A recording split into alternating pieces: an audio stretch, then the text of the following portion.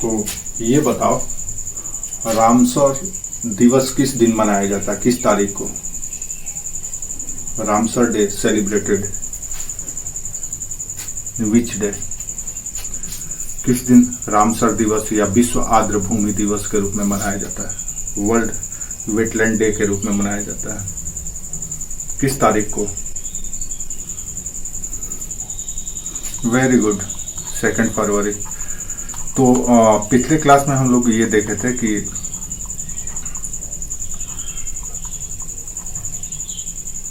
क्या है, क्यों, क्या उसका इम्पोर्टेंस है, ये सारी बात किए थे। आज हम लोग उसको फाइनली पूरी तरह से कंक्लूड कर देते हैं और देखते हैं कि ये जो साइट्स है या वेटलैंड एरिया है, इसके लिए इंटरनेशनल लेवल पे या अंतर्राष्ट्रीय स्तर पर क्या किया गया है, और भारत भी उसका एक पक्षकार है या उस कन्वेंशन में शामिल है, तो भारत ने क्या क्या किया है। तो इसके दो पहलू हैं।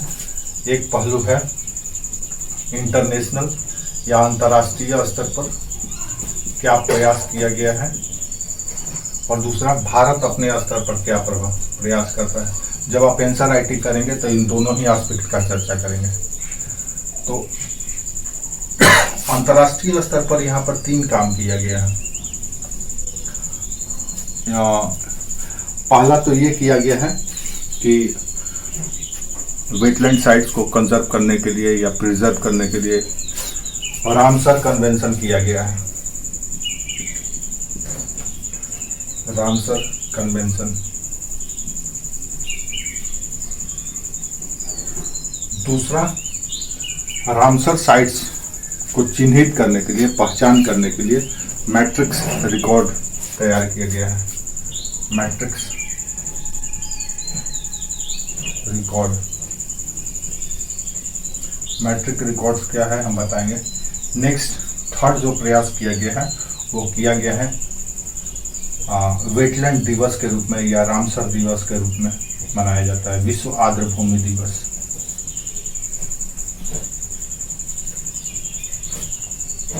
ये 3 काम अंतर्राष्ट्रीय स्तर पर किया जाता है। काहे के लिए? वेटलैंड को संरक्षित करने के लिए, प्रोटेक्ट करने के लिए। तो रामसर कन्वेंशन के बारे में ये हुआ अंतर्राष्ट्रीय स्तर पर। भारत के स्तर पर क्या किया गया है?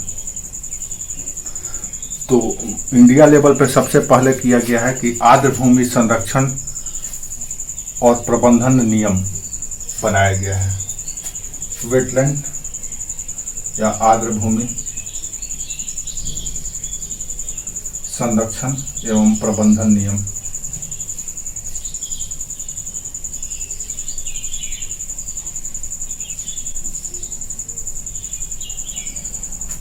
पहला बनाया गया। दूसरा, ministry of forest, environment and climate change, ministry of forest यानी कि वन पर्यावरण, मिनिस्ट्री ऑफ फॉरेस्ट, इन्वायरमेंट और क्लाइमेट चेंज, पर्यावरण, वन और जलवायु परिवर्तन मंत्रालय, MOFECC। हिंदी में इसका फुल फॉर्म हो गया, या इंग्लिश में ministry of forest, environment and climate change. One एवं पर्यावरण तथा जलवायु परिवर्तन मंत्रालय के द्वारा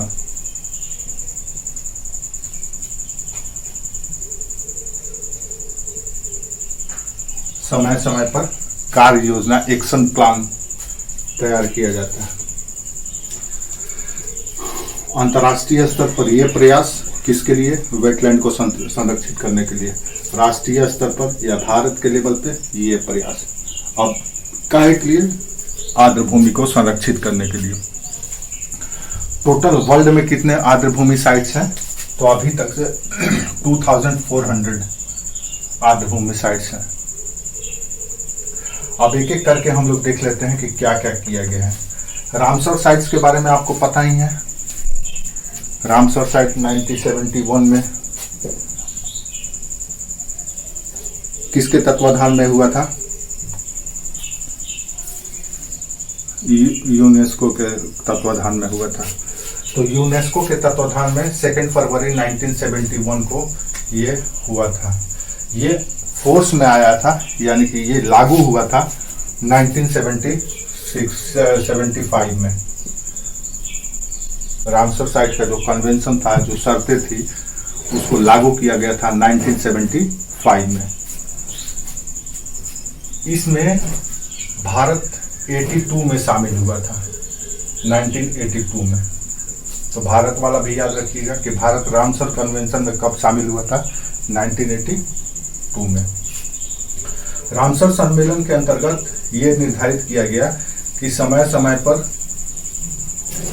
ये कन्वेंशन, ये प्लेटफॉर्म आर्द्र भूमियों को चिन्हित करेगी, चिन्हित करके उसका रिकॉर्ड तैयार करेगी और उस सरकार के साथ, जिस देश में वो रामसर साइट्स है, उसके साथ मिल करके काम करेगी और उसको प्रोटेक्ट करेगी और उनको जो जरूरी सहायता की आवश्यकता होगी उन्हें मदद करेगी।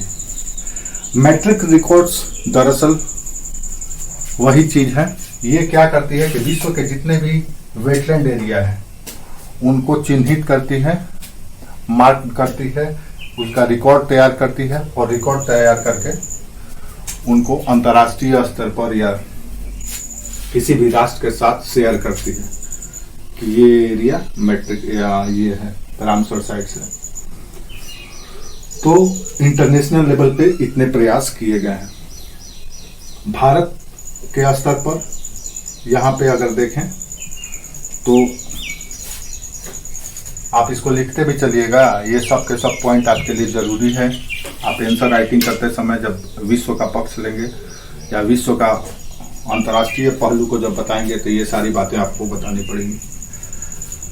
अब आते हैं भारत ने क्या क्या किया है। तो आपको विशेष फोकस भारत पे ही करना है।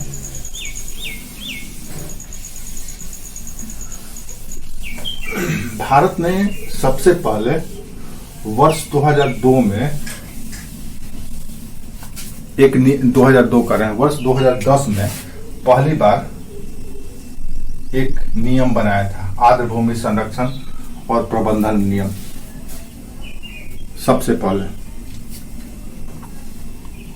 बाद में वर्ष 2017 में इसमें थोड़ा सा संशोधन किया गया, एक नया नियम, ये 2010 कीजिए, एक नया नियम लाया है 2017 में।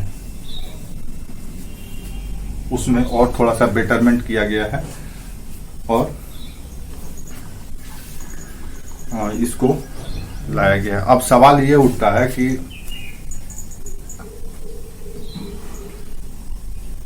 2010 में और 2017 में क्या फर्क है जो आर्द्र भूमि संरक्षण प्रबंधन नियम लाया गया। तो आर्द्र भूमि संरक्षण नियम जो भारत सरकार 2010 में लाई थी, उसमें यह स्पष्ट रूप से क्लियर था कि किस आधार पर किसी क्षेत्र को हम वेटलैंड डिक्लेयर करेंगे। हमने कल बात किया था कि क्या सभी नदी, तालाब, झील को हम वेटलैंड डिक्लेयर किए हैं। तो अगर हम करने चले जाएंगे तो फिर हजारों में पहुंच जाएगा। हर एक मोहल्ला में तालाब है, हर एक एरिया में 5-10 किलोमीटर के स्क्वायर में या रेडियस में आपको नदी मिल जाएगा। तो क्या हम सबको आर्द्र भूमि डिक्लेयर कर देते हैं? तो इसके लिए वर्ष 2010 का wetland protection and management rule आया था। उसमें ये क्लियरली मेंशन किया गया था किस आधार पर उसको हम वेटलैंड डिक्लेयर करेंगे। तो उसमें जो सबसे पहला ये था वो ये किया गया था कि कोई भी क्षेत्र को हम आर्द्र भूमि तब घोषित करेंगे जब उसमें प्राकृतिक सौंदर्य हो, यानी कि जब पहला शर्त ये था वो एरिया को हम वेटलैंड घोषित करेंगे जो प्राकृतिक रूप से सुंदर हो। अब प्राकृतिक रूप से सुंदर है तो स्वाभाविक है कि भाई अगर उसका क्षरण हो जाएगा, नष्ट हो जाएगा, तो किसी भी राष्ट्रीय सरकार के लिए या नेशनल गवर्नमेंट के लिए चिंतनीय हो जाएगा। दूसरा जो मेन कंडीशन है वो है इकोलॉजिकली सेंसिटिव है कि नहीं ये देखना, यानी कि पारिस्थितिकी संवेदनशीलता।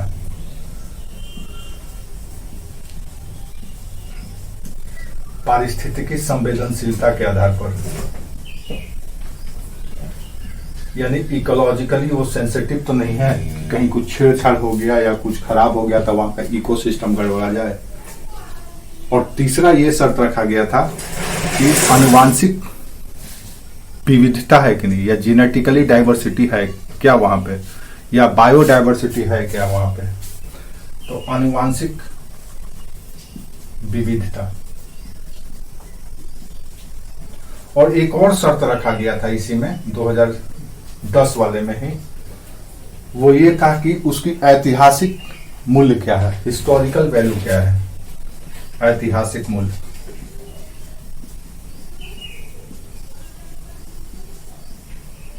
ये रहा।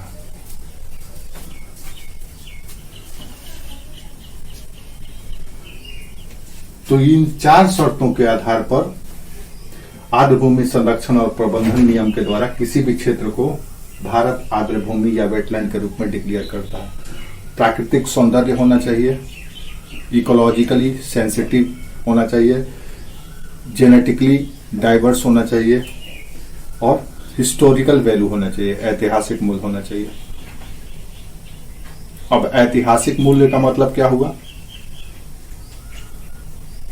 ऐतिहासिक मूल्य का मतलब क्या है कि इतिहास में कहीं उसका कोई स्थान था क्या, उसका कोई चर्चा था क्या।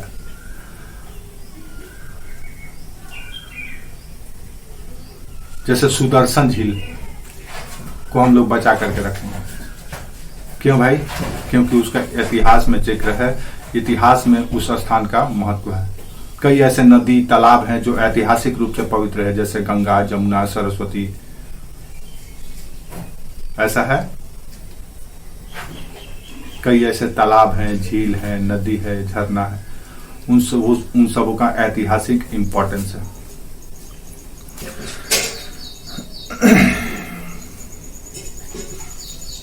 ठीक है।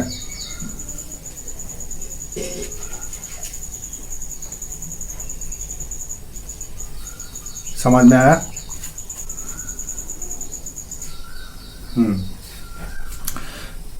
अब प्रीति है कि नहीं है? प्रीति सुन पा रही हो?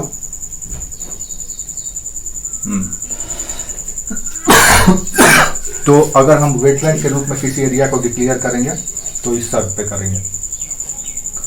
अब 2017 में क्या हुआ?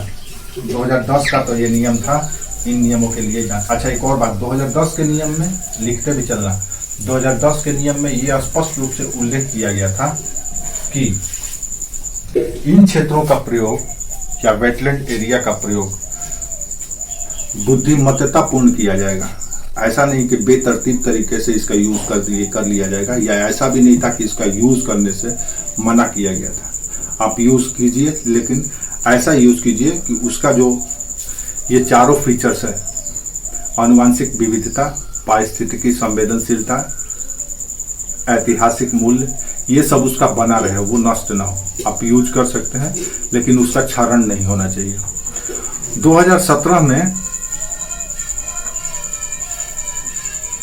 अच्छा 2010 में ही एक और चीज किया गया था कि केंद्रीय आर्द्र भूमि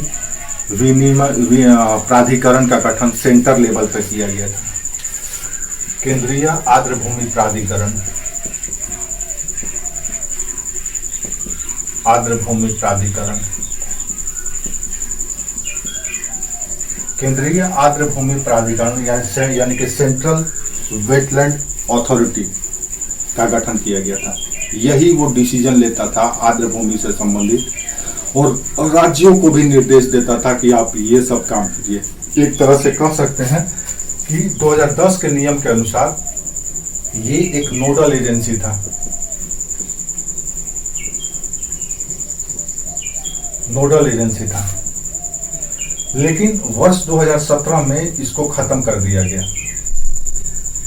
इसके जगह पर राज्यों में ये चीज ले आया दिया गया, स्टेट वेटलैंड अथॉरिटी को ले आया गया और केंद्रीय आर्द्र भूमि प्राधिकरण को रिप्लेस कर दिया गया कि अब वो राज्य जहाँ पे आर्द्र भूमि या वेटलैंड है वो हर एक राज्य अपना स्टेट वेटलैंड अथॉरिटी का गठन करेगा और स्टेट वेटलैंड अथॉरिटी ही डिसीजन लेने के लिए अपने राज्य में स्वतंत्र होगा। दूसरा, केंद्र में एक समिति या कमेटी का गठन कर दिया गया जिसको हम लोग कह सकते हैं कि उसका काम होगा समय समय पर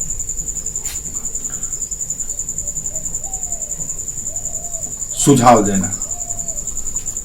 तो केंद्र में ये केंद्रीय आर्द्र भूमि प्राधिकरण को यहां से हटा करके स्टेट आर्द्र भूमि प्राधिकरण गठन कर दिया गया और स्टेट आर्द्र भूमि प्राधिकरण का काम होगा आर्द्र भूमि समिति, जो कि यूनियन लेवल पे होगा। आर्द्र भूमि समिति और इसको सलाह देगा राज्य आर्द्र भूमि प्राधिकरण। बस, यानी ये प्राधिकरण जो राज्य स्तर पर है ये अब सिर्फ इसको एडवाइस देने का काम करेगा, डिसीजन इस स्तर पे लेने का काम ये करेगा, इसको सलाह देगा और ये सलाह के बाद ये जो फैसला करेगा उसको कहीं ना कहीं राज्यों के भावी निर्णय पर प्रभाव पड़ेगा। समझ में आया? उसी तरह से अगर हम देखें तो वर्ष 2021 में भारत सरकार के द्वारा आर्द्र भूमि को वर्ष 2002 फरवरी 2021 को 2 फरवरी 2021 को विश्व आर्द्र भूमि का 50वीं वर्षगांठ मनाया गया। 50 इयर्स यानी गोल्डन जुबली मनाया गया। 15 इयर्स हुआ तो गोल्डन जुबली मनाया गया। इसी वर्ष 2021 में ही भारत सरकार के द्वारा आर्द्र भूमि संरक्षण एवं प्रबंधन केंद्र centre for wetland conservation and management स्थापित किया गया है। ये रिसेंट एस्टेब्लिशमेंट है तो इसको याद रखिएगा। 2 फरवरी 2021 को हाँ 2021 को एक नया इनिशिएटिव मिनिस्ट्री ऑफ इन्वायरमेंट तथा क्लाइमेट चेंज के द्वारा एक नया इनिशिएटिव शुरू किया गया है। वह है centre of wetland conservation and management. Centre of wetland conservation and management Hindi में लिख सकते हैं आर्द्र भूमि संरक्षण और प्रबंधन केंद्र की स्थापना की गई है। आपसे पूछा जा सकता है कि आर्द्र भूमि संरक्षण और प्रबंधन केंद्र की स्थापना कब की गई, तो 2 फरवरी 2021 को। ये एक नया पहल है। तो संरक्षण और प्रबंधन केंद्र की स्थापना की गई राष्ट्रीय स्तर पर। आर्द्र भूमि सेंटर फॉर क्या हुआ, centre for wetland conservation and protection. Conservation and protection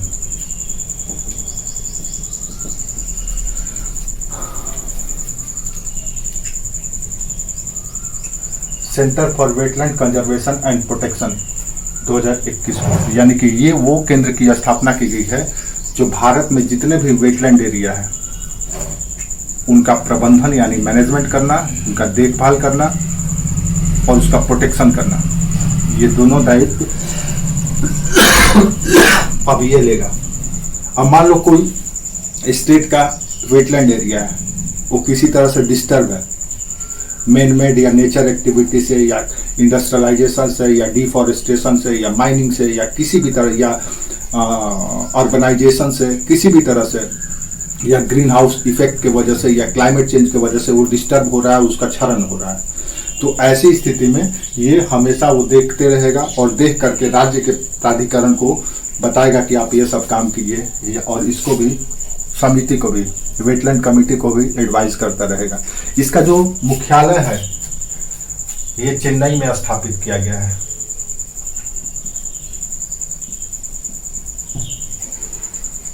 centre for wetland conservation protection का केंद्र चेन्नई में स्थापित किया गया है।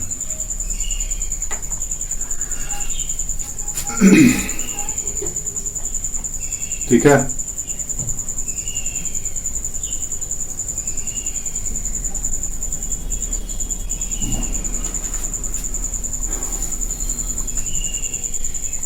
यहां तक कोई दिक्कत?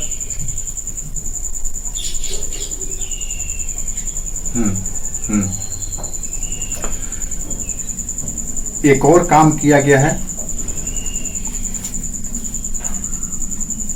इसके द्वारा क्या किया गया है? आर्द्र भूमि वन पर्यावरण एवं जलवायु परिवर्तन मंत्रालय के द्वारा, वन पर्यावरण और जलवायु परिवर्तन मंत्रालय के द्वारा वेटलैंड के सुरक्षा के लिए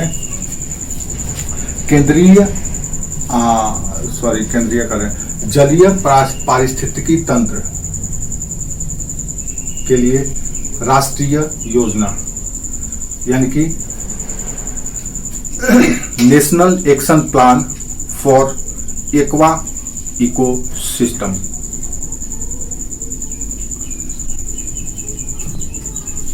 जैसी योजना शुरू की गई है। National action plan for aqua ecosystem,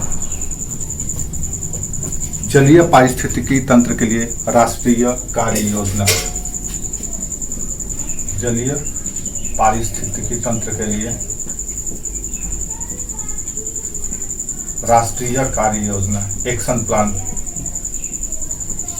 शुरू किया गया है। किसके द्वारा? Ministry of environment and climate change के द्वारा, environment, forest and climate change के द्वारा। इसके अंतर्गत क्या किया जाएगा? तो मैंग्रोव और प्रवाल भित्ति, यानी मैंग्रोव और कोरल रीफ, उसका संरक्षण और प्रबंधन किया जाएगा।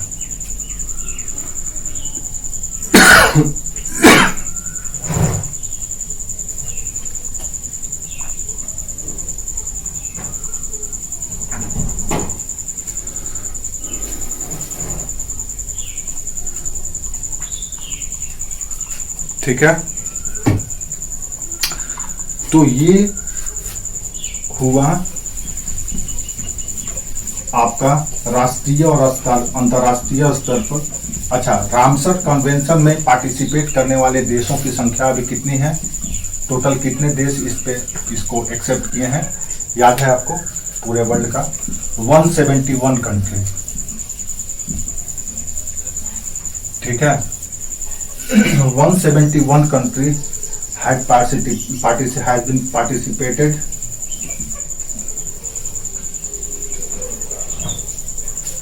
to this convention। इस कन्वेंशन में 171 देश शामिल हैं। अब एक और सवाल आपके लिए जरूरी है कि रामसर कन्वेंशन कुछ प्रमुख विश्व स्तर के कुछ प्रमुख संस्थाओं के साथ कोलैबोरेशन करके काम करती है। तो कौन कौन सी संस्था है जो वेटलैंड, वर्ल्ड वेटलैंड साइट से जुड़ी हुई है? याद रखिएगा, रामसर कन्वेंशन एक ऐसा कन्वेंशन है यूनेस्को का जो एक स्पेशल इकोसिस्टम के लिए काम करता है, जो वेटलैंड एरिया का सस्टेनेबल और इंक्लूसिव यूज पर फोकस करता है, यानी कि सतत यूज पर फोकस करता है। ऐसा नहीं कि बेतरतीब यूज करने का ये करता है। सतत यानी सस्टेनेबल यूज का मतलब ये होता है कि संसाधनों का इस प्रकार से प्रयोग किया जाए जो भावी भविष्य में भी जरूरतों को भी पूरा करता रहे। उसी को हम सस्टेनेबल यूज करते हैं, या सस्टेनेबल चेंज करते हैं, या सस्टेनेबल डेवलपमेंट करते हैं। अब अगर हम वन का उपयोग कर रहे हैं, फॉरेस्ट का उपयोग कर रहे हैं, तो कुछ इस तरह से करें कि जितना हम काटे उतना लगा दे, ताकि आने वाले पीढ़ी को भी वो वन की आवश्यकता जब हो तो पूरा करते रहे। तो कुछ प्रमुख ऑर्गेनाइजेशन या फॉर्म है जो वेटलैंड साइट्स के प्रोटेक्शन और मैनेजमेंट से जुड़ी हुई है। कौन कौन सा है? तो सबसे पहला अब हम बात करने वाले हैं वो ऑर्गेनाइजेशन या फॉर्म जो वेटलैंड साइट से जुड़ी हुई है। सबसे पहला है international union for conservation of nature. International union conservation for nature.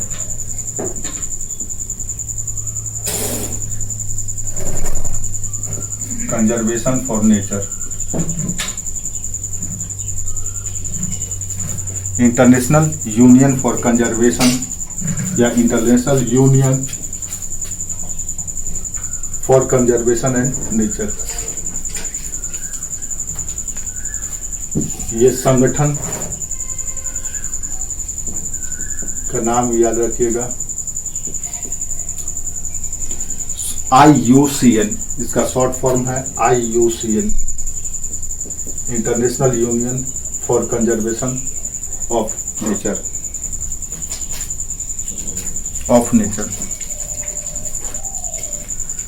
आपसे पूछा जा सकता है कि इनमें कौन कौन सी संस्थाएं आर्द्र भूमि संरक्षण से जुड़ी हुई नहीं है या शामिल है, कुछ भी पूछा जा सकता है। तो इसका नाम से ही पता चलता है कि ये नेचर को कंजर्व करता है, प्रकृति को। IUCN भी इसमें शामिल है। दूसरा है bird life international. Bird life international दूसरी ऑर्गेनाइजेशन है जो रामसर कन्वेंशन के साथ कोलैबोरेशन की है।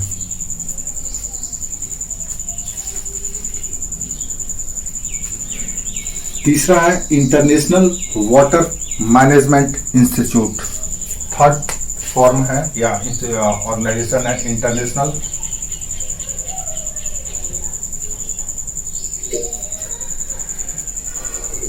Water management institute.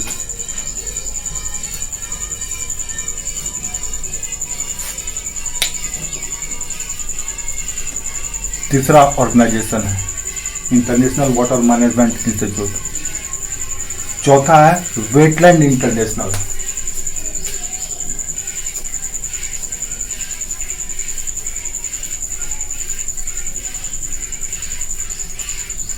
Wetland international.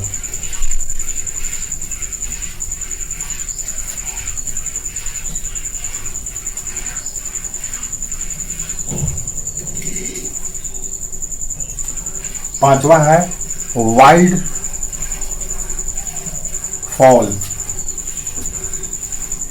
Fall and wetland trust.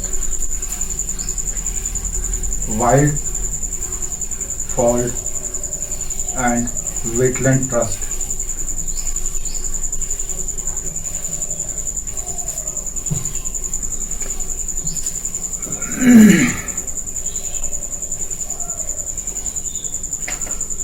Wild fall and wetland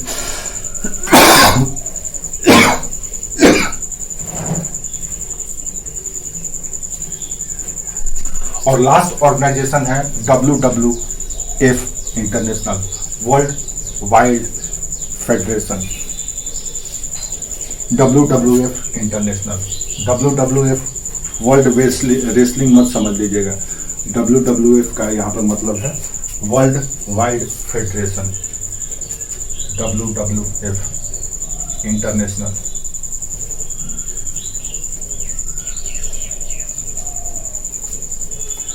तो इन सारे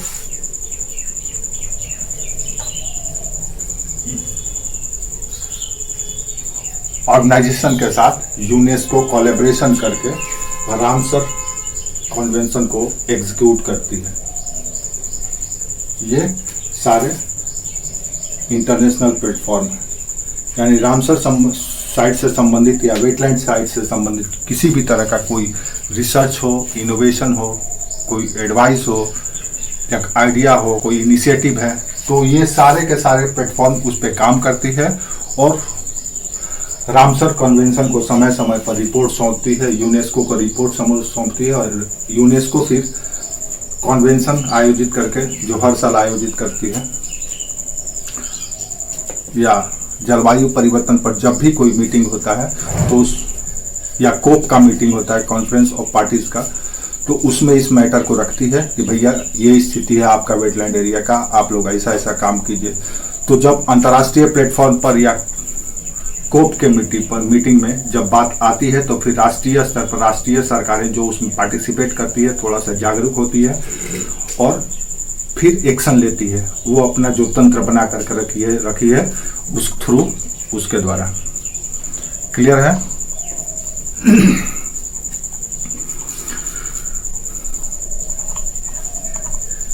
समझ में आया? अब थोड़ा सा मिसलेनियस इंफॉर्मेशन भी देख लीजिए। भारत में टोटल 49 रामसर साइट है और हाल ही में वर्ष 2022 में आप कह सकते हैं कि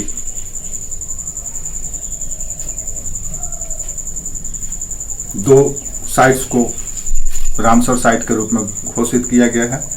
अब रामसर साइट से संबंधित कुछ मिसलेनियस बातें आपको जानना चाहिए। भारत का सुंदरबन कहां पे है? Sundarban, very good. भारत का सुंदरबन सबसे बड़ा रामसर साइट है। Sundarban is the largest Ramsar site of India. Bharat का सबसे बड़ा रामसर साइट है सुंदरबन।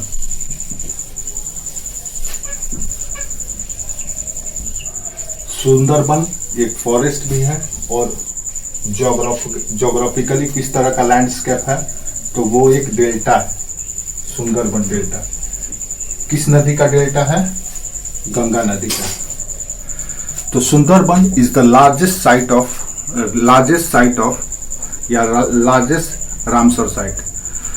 सबसे स्मॉलेस्ट वेटलैंड साइट कौन है? तो वह है रेणुका वेटलैंड, हिमाचल प्रदेश में। रेणुका वेटलैंड ये एचपी में है, हिमाचल प्रदेश में है। सबसे छोटा, सबसे बड़ा सुंदरबन, सबसे छोटा रेणुका।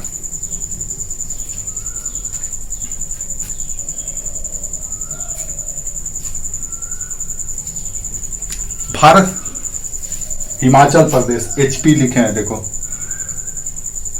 हिमाचल प्रदेश में है। सबसे छोटा, सबसे बड़ा सुंदरबन। भारत का सबसे पहला वेटलैंड साइट कौन है? तो वो है Chilka lake, Orissa. CHILKA, Chilka lake, Odisha. Bharat का सबसे पहला रामसर साइट चिल्का लेक और केवलादेव या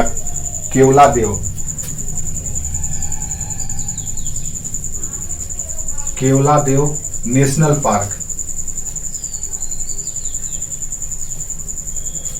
केवलादेव नेशनल पार्क, ये 2 इंडियाज फर्स्ट रामसर साइट या wetland area. India's first recognised Ramsar site, Keoladeo and Chilka lake.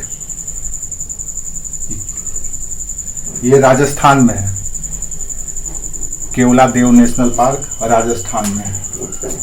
RJ ये ओडिशा में है। भारत में सबसे ज्यादा जो नेशनल वेटलैंड एरिया है वो उत्तर प्रदेश में है। Uttar Pradesh has the most number of Ramsar site in India. Uttar Pradesh has the most number of wetland site in India. It has the wetlands area या वेटलैंड, ये उत्तर प्रदेश के पास 10 वेटलैंड साइट्स है।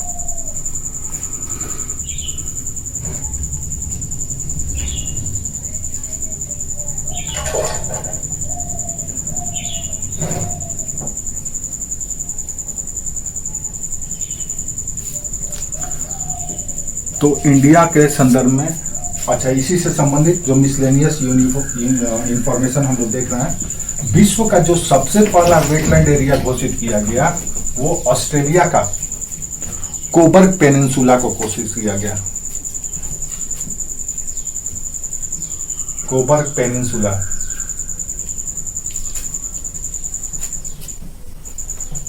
कोबर्ग प्रायद्वीप को, COBOURG, कोबर्ग प्रायद्वीप,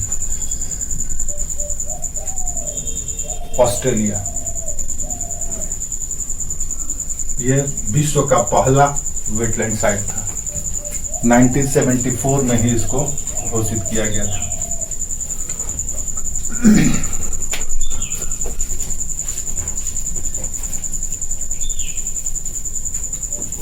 कोबर्ग पेनिनसुला को।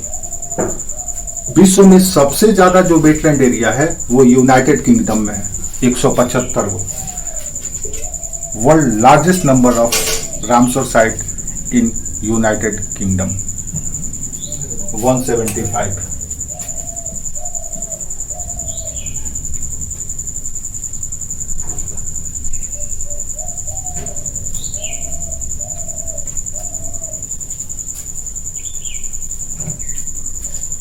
United kingdom यानी Britain के पास सबसे ज्यादा रामसर साइट है, 175, 175।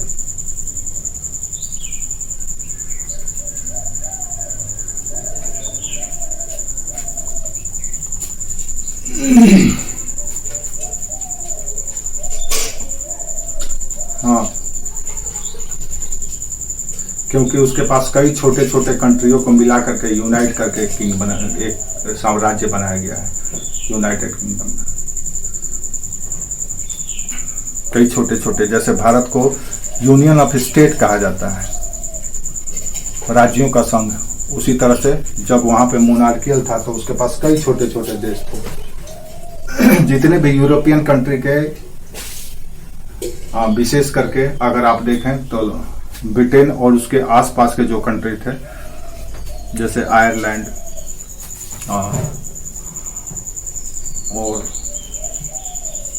और भी बहुत सारे देश थे, तो उन सबों का ग्रुप था। उन सबों पर कभी ना कभी ब्रिटेन का हुकूमत था या कंट्रोल था। और आज भी देखेंगे जो आपका कॉमनवेल्थ है, राष्ट्रमंडल, वो राष्ट्रमंडल क्या है? वो यही है कि कभी ना कभी वो सारे देश ब्रिटेन के कॉलोनी थे या उपनिवेश थे, जिसको हम लोग थर्ड वर्ल्ड कंट्री कहते हैं। एक और फैक्ट याद रखिएगा कि इंडिया में दक्षिण पूर्व एशिया में सबसे ज्यादा वेटलैंड, या दक्षिण एशिया में, साउथ एशिया में सबसे ज्यादा वेटलैंड एरिया है, 49। Highest number of the wetland site in India in south Asia. दक्षिण एशिया में सबसे ज्यादा वेटलैंड एरिया भारत के पास ही है।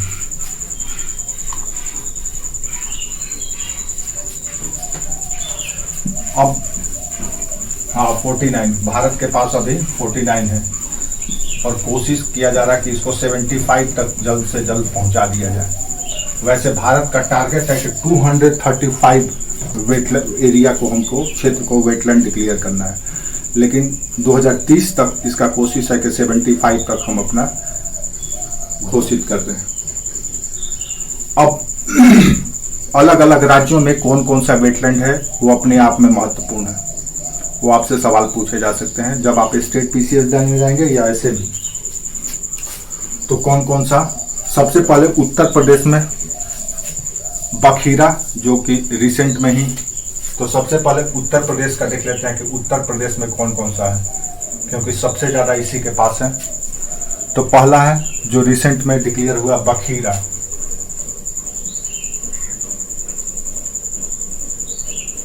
दूसरा हैदरपुर,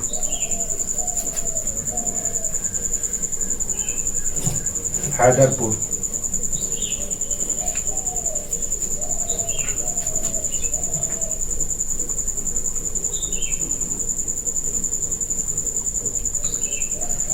तीसरा नवाबगंज बर्ड सेंचुरी, नवाबगंज पक्षी विहार,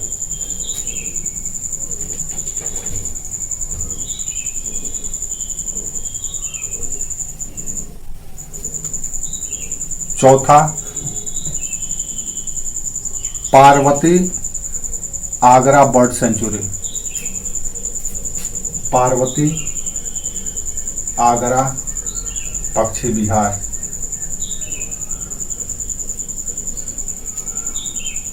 नेक्स्ट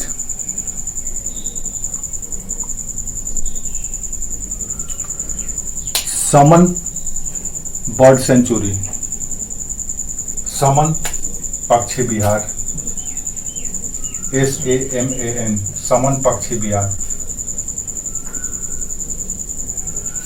कितना हो गया? 5। छठा Samaspur bird sanctuary, Samaspur,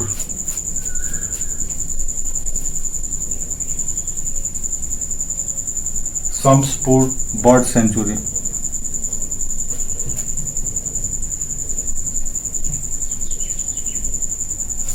Samaspur bird sanctuary. Next Sandi bird sanctuary, ये भी उत्तर प्रदेश में, Sandi, Sandi bird sanctuary, Samaspur, Sandi.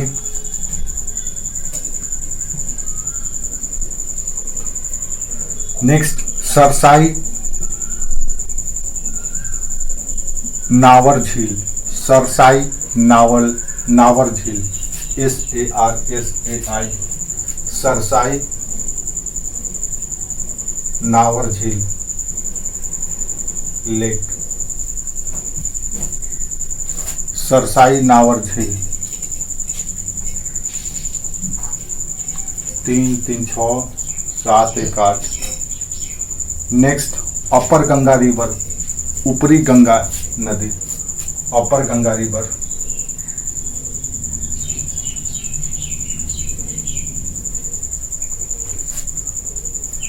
Next सूर सरोवर, सूर सरोवर।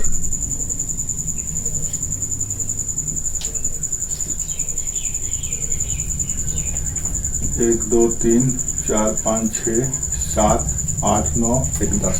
उत्तर प्रदेश में कितने हैं?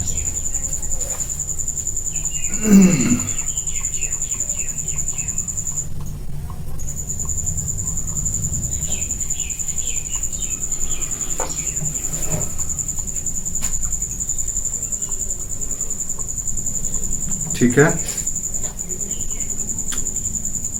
अब गुजरात में Khijadiya national park, Khijadiya wild life sanctuary. अब गुजरात का लिख लो फटाफट, Khijadiya, KHEJADIYA,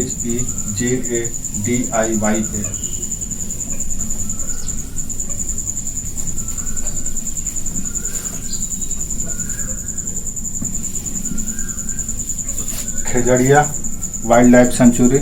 next Thol lake, THOL, Thol lake,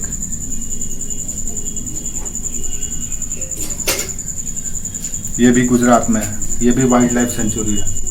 next है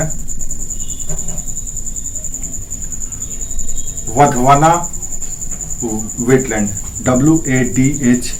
WADHVANA, Wadhvana wild life.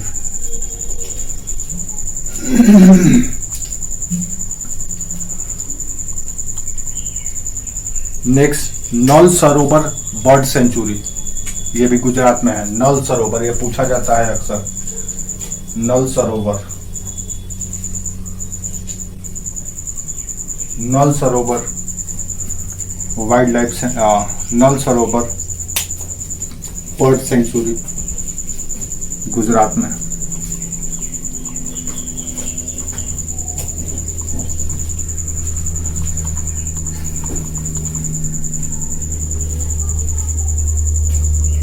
Haryana में है। नेक्स्ट हरियाणा में, अब गुजरात का खत्म, अब हरियाणा में Sultanpur national park. Sultanpur, SULTANPUR, Sultanpur national park. Next Bhindawas wild life sanctuary. Sultanpur national park कहाँ पे है? वेटलैंड एरिया, हरियाणा में। नेक्स्ट बिंदवास, BINDWAS,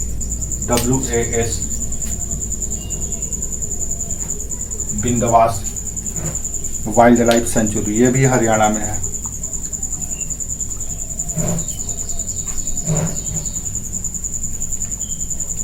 तो 2 वेटलैंड साइट हरियाणा में है। महाराष्ट्र में है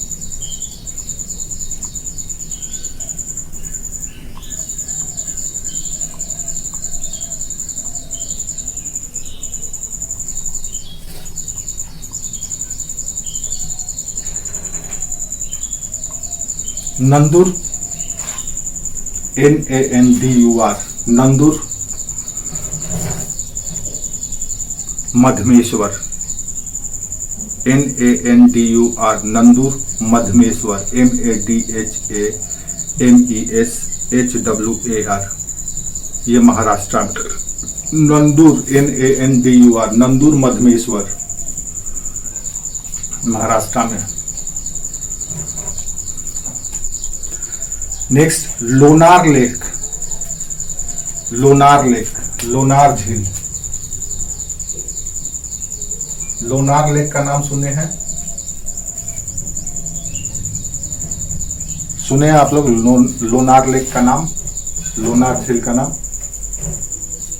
कहां पे सुने हैं, कब सुने हैं और क्यों सुने हैं?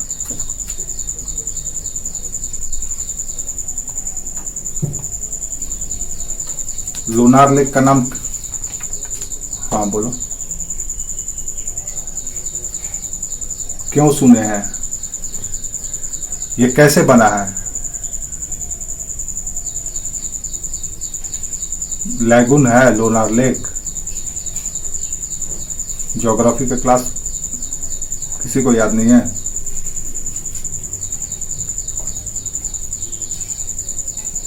मीटेरिटिक फॉल से बना है, उल्का पिंड के गिरने की वजह से बना है। याद आया?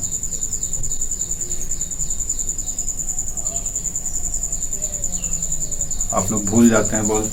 नेक्स्ट लद्दाख में एक है wetland site, Tsokar wetland, Ladakh, Tsokar wetland.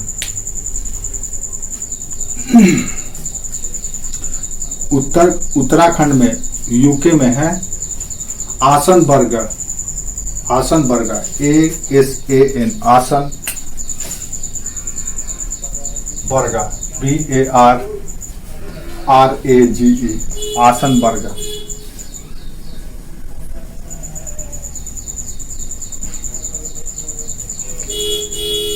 Uttarakhand में। जम्मू कश्मीर में है वूलर लेक, वूलर झील, WULAR, वूलर लेक,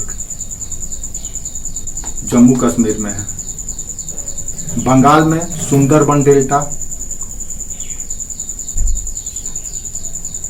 झारखंड में एक भी वेटलैंड एरिया नहीं है। बिहार में एक है कांवर लेक या काबल ताल, कांवर लेक या काबल ताल, ये बिहार का वेटलैंड साइट है, KANWAR, कांवर लेक या काबल ताल। काबल ताल भी कहा जाता है इसको, बिहार का। केरला में है वेम्बानाड, VEMBANAD, वेम्बानाड। वेम्बानाड क्या है?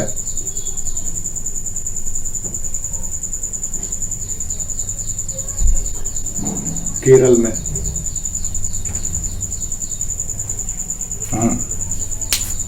वेम्बानाड। लद्दाख में एक और है तोसमोरारी या तोसमोरीरी,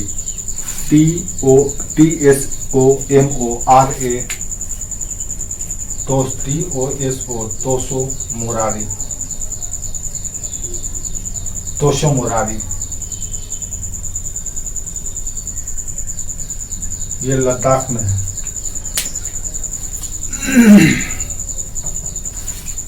जम्मू कश्मीर में एक और है Surinsar Mansar lake, SURIN, Surinsar, SURINSAR, Surinsar Mansar, MANSAR, Surinsar Mansar lake.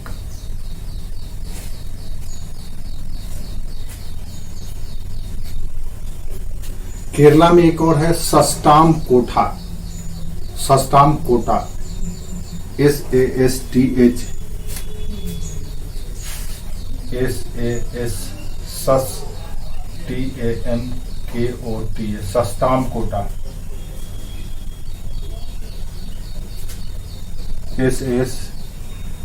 सस्टाम, SASTHAM, सस्टाम Kota.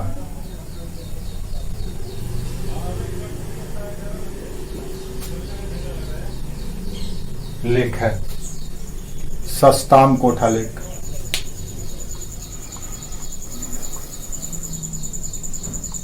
Rajasthan में सांभर झील, ये भी वेटलैंड एरिया है। सांभर नाम सुने होंगे आप लोग, SAMBHAR, सांभर झील।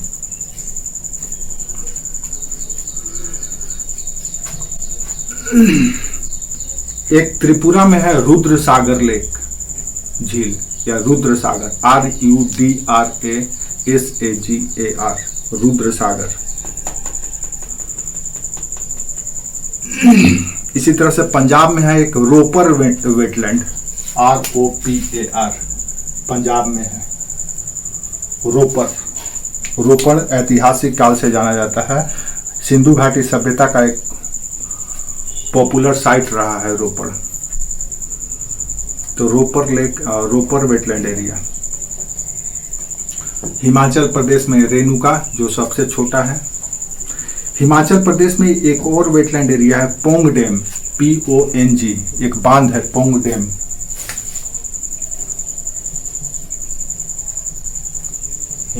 ये हिमाचल प्रदेश में है।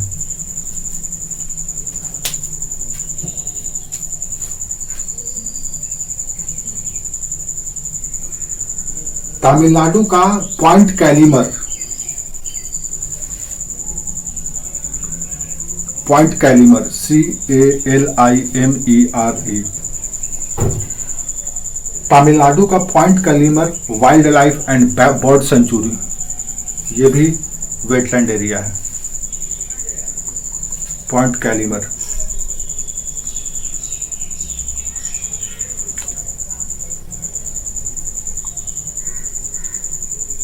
पंजाब में Nangal, NANGAL, Nangal wild life sanctuary, Nangal, NANGAL, Nangal wild life sanctuary. Manipur का लोकतक झील, पता ही है आपको, ये भी वेटलैंड एरिया है, हम लोग पिछले ही बार कर चुके हैं। लोकतक झील, LOKTAK, लोकतक। इसी तरह से आंध्र प्रदेश का कोलेरू लेक, ये भी वेटलैंड साइट डिक्लेयर है, KOLLERU, Kolleru lake. It is also recognised as a wetland site.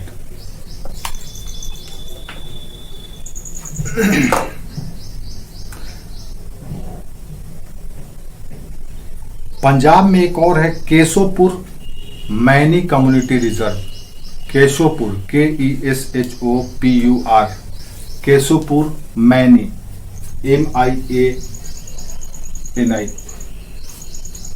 या केशोपुर मियानी कम्युनिटी रिजर्व।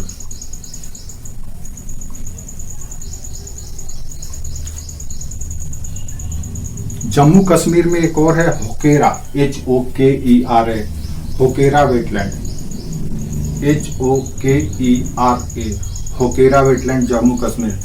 इसी तरह से पंजाब में एक और है कांजिल, KANJIL, कांजिल, होकेरा जम्मू कश्मीर में, कांजिल पंजाब में।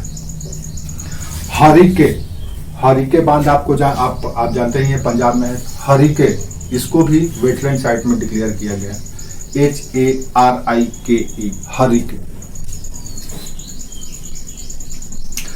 बंगाल में है एक और सुंदरबन के अलावा ईस्ट कोलकाता वेटलैंड, पूर्वी कोलकाता क्षेत्र को वेटलैंड डिक्लेयर किया गया है, ईस्ट कोलकाता।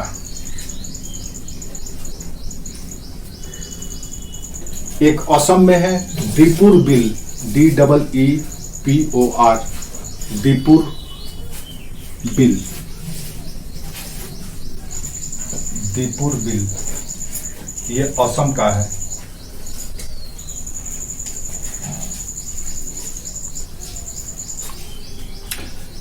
हिमाचल प्रदेश में एक और है चंद्रताल, CHANDRA, चंद्रताल।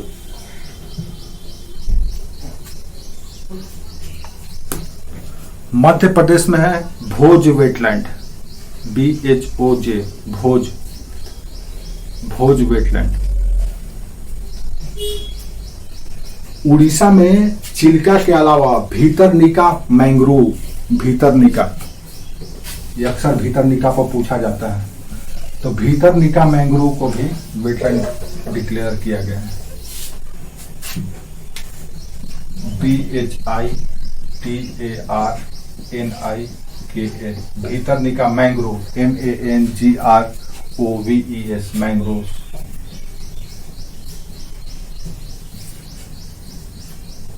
मैंग्रोव।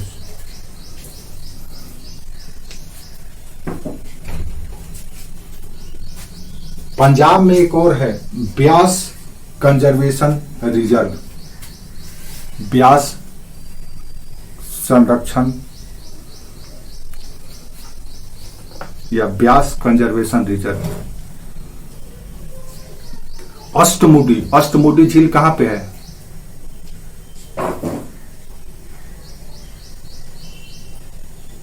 अष्टमुडी झील कहां पे है? केरल में, केरल में अष्टमुडी वेटलैंड घोषित किया गया है।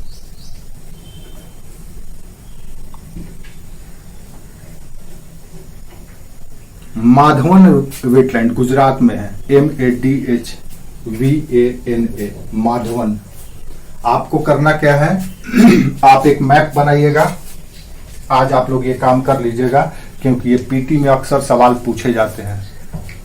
मेंस में इन सब का जिक्र नहीं भी करेंगे, 2-3 का भी जिक्र कर देंगे। मेंस में आपसे साइट्स का नाम नहीं पूछा जाएगा, आपसे पूछे जाएंगे कि वेटलैंड के लिए क्या चुनौती है या खतरा है, राष्ट्रीय और अंतर्राष्ट्रीय स्तर पर क्या किए जा रहे हैं, या किस तरह से मानव जो विकास कर रहा है, डेवलपमेंट कर रहा है, डेवलपमेंट के नाम पे कैसे वेटलैंड को नष्ट कर रहा है, उसको रोकने के लिए क्या किया जाए, भारत अभी तक से क्या किया है, अंतर्राष्ट्रीय स्तर पर इसके लिए क्या पहल किए गए हैं। ये सवाल आपसे मेंस में पूछे जा सकते हैं। पीटी में इन साइट्स का नाम दे दिया जाएगा, पूछा जाएगा कि किस स्टेट में है, या ऑप्शन दे दिया जाएगा और पूछा जा सकता है कि इसमें से कौन सा वेटलैंड है या कौन सा वेटलैंड नहीं है, ये आपसे पूछा जा सकता है। तो पीटी पॉइंट ऑफ व्यू से आप एक मैप बना लीजिए भारत का, और अलग अलग स्टेट में जितने वेटलैंड एरिया है आप उसको लोकेट कर लीजिए और कोशिश कीजिए कि उसको याद कर लीजिए कौन सा वेटलैंड कहाँ पे है। 49 है तो आप काउंट कर सकते हैं, 10 तो यूपी में ही है। तो इस तरह से next Wadhwana, WADHVANA, Wadhwana wetland Gujarat में।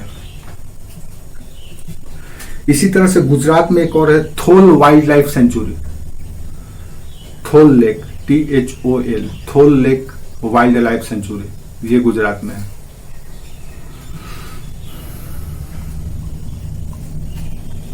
हाँ,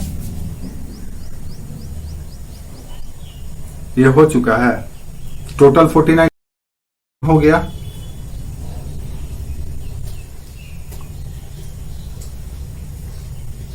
ठीक है, इतना महत्वपूर्ण है, इतना बहुत है, इसी में से आ जाएगा आपका। भोज, भोज, BHOJ, भोज। तो इतना अगर आप याद रख लेते हैं, लोकेट कर लेते हैं, तो इसी में से एक पकड़ा जाएगा, आपका नहीं छूटेगा, निश्चिंत रहिए।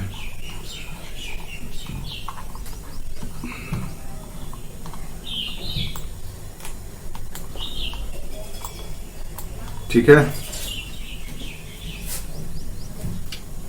अब आपके लिए एक होमवर्क है, आप अगर करना चाहेंगे तो।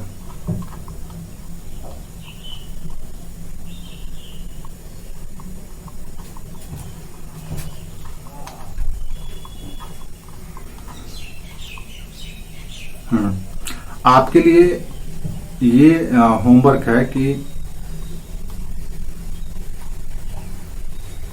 हाल ही में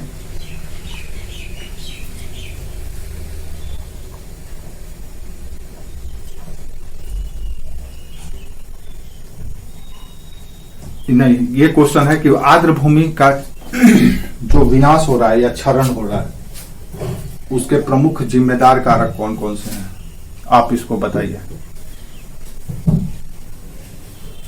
क्यों वेटलैंड एरिया खत्म हो रहा है या बर्बाद हो रहा है, इसके पीछे क्या कारण है। ये आपका होमवर्क है, आप अगर इसको लिख के लाएं, क्योंकि हम इसको नहीं पढ़ाए हैं, हम इसको स्किप कर गए हैं, हमको लग रहा है कि वो खुद भी आप कर सकते हैं। तो आप सर्च करके जैसे भी करना है आप कर लीजिएगा, आप इसका आंसर ढूंढ लीजिएगा, तो थोड़ा सा आपका ये चैप्टर पूरा कंप्लीट हो जाएगा।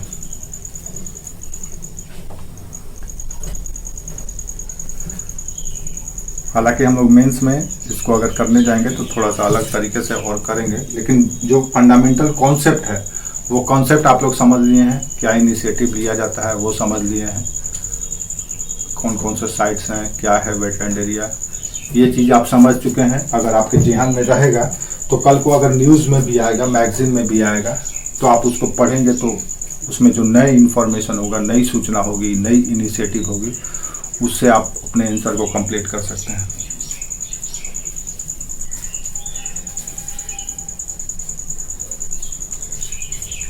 समझ में आया?